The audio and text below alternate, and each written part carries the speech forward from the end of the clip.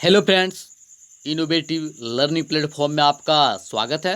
दोस्त, आज है 16 जुलाई और 16 जुलाई के जितने भी इम्पोर्टेंट प्रश्न बनते हैं करंट अफेयर्स का, उसका हम डिस्कशन करेंगे और साथ ही साथ इससे रिलेटेड फैक्ट भी देखेंगे। ठीक है दोस्त, तो चलते हैं आज का पहला प्रश्न। तो दोस्त, आज का जो पहला प्रश्न है, हाल ही में विश्व युवा कौशल दिवस कब मनाया गया? तो दोस्त, हाल ही में विश्व युवा कौशल दिवस जो मनाया गया है वो मनाया गया 15 जुलाई को। कब दोस्त? 15 जुलाई को विश्व युवा कौशल दिवस हर साल मनाया जाता है। इसे मनाता है कौन दोस्त? इसे मनाता है यूएनओ। कौन दोस्त? यूएनओ हर साल इसे मनाता है। और इसका जो मुख्य उद्देश्य मनाने का है वो क्या है दोस्त? वो मुख्य रूप से है युवाओं को कौशल शिक्षा प्रदान करना, ताकि वो उसे रोजगार मिल सके, तकनीक के क्षेत्र में काम कर सके। तो इसी कारण से हर साल 15 जुलाई को युवाओं को जागरूक करने के लिए, कौशल शिक्षा प्रदान करने के लिए हर साल 15 जुलाई को विश्व युवा कौशल दिवस मनाया जाता है। अब बात आई यूएनओ, तो यूएनओ के बारे में जो इम्पोर्टेंट फैक्ट हैं वो जान लेते हैं। जैसे दोस्त, यूएनओ का फुल फॉर्म क्या होता है? United nation organisation. क्या होता है दोस्त? United nation organisation. बात की जाए स्थापना कब हुई थी? 24 अक्टूबर 1945 को। कब दोस्त? 24 अक्टूबर 1945 को। इसी कारण से 24 अक्टूबर को हर साल यूएनओ दिवस भी मनाया जाता है। क्या दोस्त? यूएनओ दिवस कब मनाया जाता है? 24 अक्टूबर को। बात की जाए मुख्यालय, तो मुख्यालय कहाँ है दोस्त? न्यूयॉर्क। बात की जाए इसके वर्तमान जो हेड हैं, महानिदेशक, वो कौन है? Antonio Guterres. कौन है दोस्त? Antonio Guterres. और इसमें कुल कितने सदस्य देश हैं दोस्त? इसमें कुल जो सदस्य देश हैं वो है 193। और अंतिम जो नवीनतम देश इसका सदस्य बना है 193वां देश, वो है दक्षिण सूडान। कौन है दोस्त? दक्षिण सूडान। तो आप ध्यान रखिएगा। ठीक है दोस्त, इसका आंसर क्या है? 15 जुलाई। ठीक है दोस्त, चलते हैं प्रश्न नंबर 2। हाल ही में किस केंद्रीय मंत्री ने CAPF के राष्ट्रीय व्यापी वृक्षारोपण अभियान का उद्घाटन किया? तो दोस्त, हाल ही में जो होम मिनिस्टर हैं वर्तमान के, अमित शाह, उन्होंने CAPF के राष्ट्रीय व्यापी वृक्षारोपण अभियान का उद्घाटन किया। CAPF दोस्त, जितने भी भारत के रक्षा फोर्सेस हैं, जितने भी डिफेंस फोर्सेस हैं, सभी CAPF के ही अंतर्गत आते हैं। SSB, CRPF, ITBP इत्यादि जितने भी हैं, तो वो सभी किसके अंतर्गत आते हैं दोस्त? CAPF के अंतर्गत।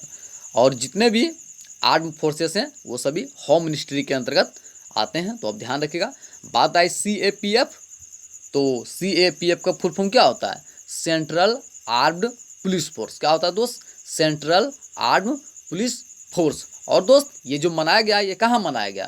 तो ये मनाया गया है CRPF के परिसर में। कहाँ दोस्त? CRPF के परिसर में। आप बात आई CRPF, तो CRPF के बारे में जो फैक्ट है वो जान लेते हैं। जैसे इसका फुल फॉर्म क्या होता है? Central reserve police force. क्या होता है दोस्त? Central reserve police force. बात की जाए स्थापना कब हुई थी? 1939 में। बात की जाए इसका मुख्यालय, तो मुख्यालय कहाँ है? नई दिल्ली। और वर्तमान में जो CRPF के हेड हैं वो कौन है? AP महेश्वरी। और जैसा कि मैं बता चुका हूँ दोस्त कि ये आता है होम मिनिस्ट्री के अंतर्गत आता है। और दोस्त, इसका आदर्श वाक्य क्या है? तो इसका दोस्त जो मोटो है, आदर्श वाक्य, वो है सेवा और निष्ठा। क्या है दोस्त? सेवा और निष्ठा। तो आप इतना ध्यान रखिएगा। इसका आंसर क्या है दोस्त? अमित शाह। ठीक है दोस्त, चलते हैं प्रश्न नंबर 3। हाल ही में विक्रम दुरईस्वामी को किस देश में भारत का नया राजदूत नियुक्त किया गया? तो दोस्त, हाल ही में विक्रम दुरईस्वामी को जो जिस देश का नया राजदूत नियुक्त किया गया दोस्त, वो कौन सा देश है? बांग्लादेश। बांग्लादेश का हाल ही में भारत की ओर से नया राजदूत नियुक्त किया गया है। और दोस्त, मैं बताना चाहता हूँ कि एक होते हैं ऊंचायुक्त और एक होते हैं राजदूत। तो दोस्त, जिस देश पर ब्रिटेन का अधिकार रहा हो, आधिपत्य रहा हो, उसका जहाँ पर उनका शासन रहा हो, वहाँ पर ऊंचायुक्त नियुक्त किया जाता है। लेकिन जिस देश पर ब्रिटेन का अधिकार नहीं रहा हो, शासन नहीं रहा हो, वहाँ पर राजदूत नियुक्त किया जाता है। तो आप दोनों का अंतर ध्यान रखिएगा। ठीक है दोस्त, तो इसका आंसर क्या है? बांग्लादेश। आप बात आई बांग्लादेश, तो बांग्लादेश के बारे में जो इम्पोर्टेंट फैक्ट है वो जान लेते हैं। जैसे दोस्त, बांग्लादेश की राजधानी कहाँ है? ढाका। बात की जाए मुद्रा, तो मुद्रा क्या है? टाका। और बांग्लादेश अस्तित्व में कब आया? तो दोस्त ये पाकिस्तान से अलग होकर 26 मार्च 1971 में खुद ये एक स्वतंत्र देश बना। कब दोस्त? 26 मार्च 1971 में पाकिस्तान से अलग होकर। साथ ही दोस्त यहाँ के पीएम कौन है? शेख हसीना। कौन है दोस्त? शेख हसीना।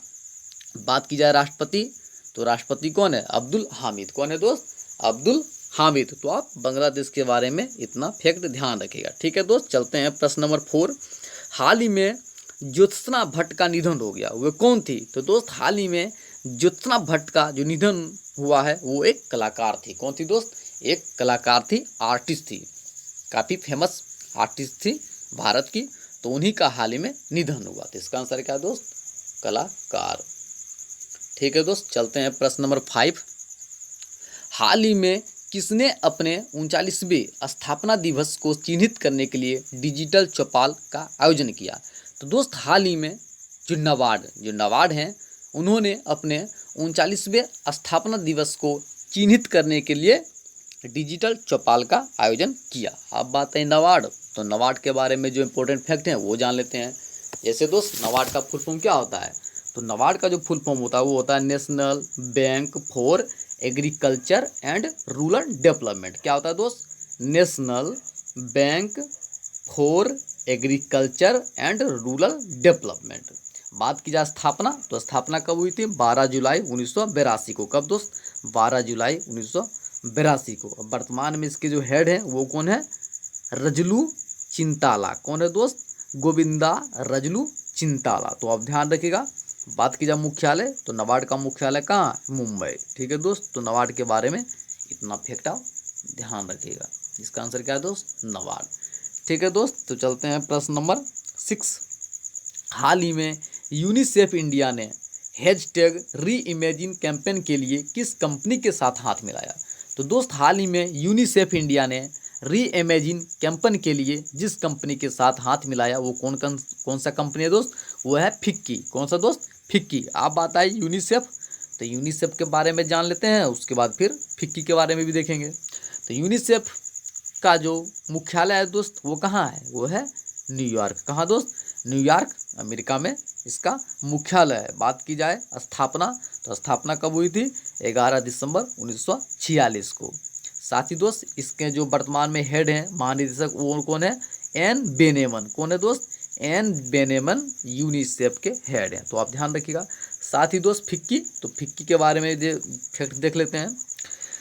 तो फिक्की का फुल फॉर्म क्या होता है? पहले federation of India chamber of commerce and industries. क्या होता है दोस्त? फेडरेशन ऑफ, नोट कीजिएगा, federation of India chamber of commerce and industries. क्या होता है दोस्त? फिर से बार मैं बता देता हूँ। Federation of India chamber of commerce and industries. बात की जाए मुख्यालय, तो मुख्यालय कहाँ है फिक्की का? न्यू दिल्ली। स्थापना कब हुई थी? 1927 में। बात की जाए इसके हेड कौन है? राजेश शाह। कौन है दोस्त? राजेश शाह। तो आप ध्यान रखिएगा। इसका आंसर क्या है दोस्त? इसका आंसर है फिक्की।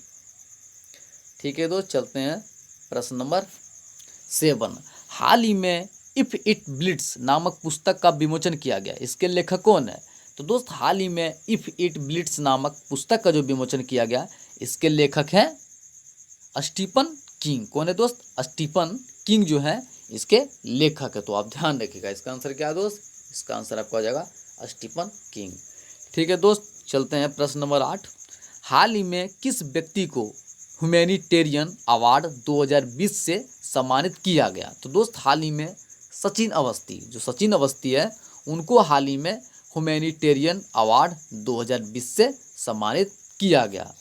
ठीक है दोस्त, या किसके द्वारा प्रकाशित किया गया? तो दोस्त ये हैचेट इंडिया के द्वारा प्रकाशित किया गया। तो आप ध्यान रखिएगा। साथ ही दोस्त ह्यूमैनिटेरियन अवार्ड के बारे में जान लेते हैं। वर्ल्ड ह्यूमैनिटेरियन ड्राइव के संस्थापक, तो इसके संस्थापक कौन है दोस्त?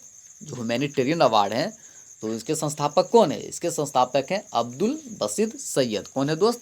अब्दुल बसीद सैयद। बात की जाए हेडक्वार्टर, तो हेडक्वार्टर कहाँ है? लंदन। तो आप इतना फैक्ट ध्यान रखिएगा ह्यूमैनिटेरियन अवार्ड के बारे में। तो इसका आंसर क्या है दोस्त? इसका आंसर आपका हो जाएगा सचिन अवस्थी। ठीक है दोस्त, चलते हैं प्रश्न नंबर 9। हाल ही में कब तक रेलवे ने हरित रेलवे बनने के लिए मिशन मोड पर काम करना आरंभ कर दिया है? तो दोस्त हाल ही में 2023 तक रेलवे ने हरित रेलवे बनने के लिए मिशन मोड पर काम करना आरंभ कर दिया। बात आई दोस्त रेलवे, तो रेलवे मंत्री कौन है वर्तमान में? तो जैसा कि आप सभी जानते हैं पीयूष गोयल जो है वह वर्तमान में रेलवे मिनिस्टर है। तो आप ध्यान रखिएगा, इसका आंसर क्या है दोस्त? इसका आंसर आपका हो जाएगा डी, मतलब 2023। ठीक है दोस्त, चलते हैं आज का प्रश्न नंबर 10 और आज का अंतिमा प्रश्न। हाल ही में किसे मोहन बागान रत्न से सम्मानित किया जाएगा? तो दोस्त हाल ही में मोहन बागान रत्न जो है जिससे सम्मानित किया जाएगा जिस व्यक्ति को, वो कौन है दोस्त? गुरुबख्श सिंह और पलाश नंदा। कौन है दोस्त? गुरुबख्श सिंह और पलाश नंदी। बात की जाए जो गुरुबख्श सिंह को किस क्षेत्र में दिया जा रहा है? तो दोस्त जो गुरुबख्श सिंह है उन्हें यह अवार्ड दिया जा रहा है हॉकी के क्षेत्र में।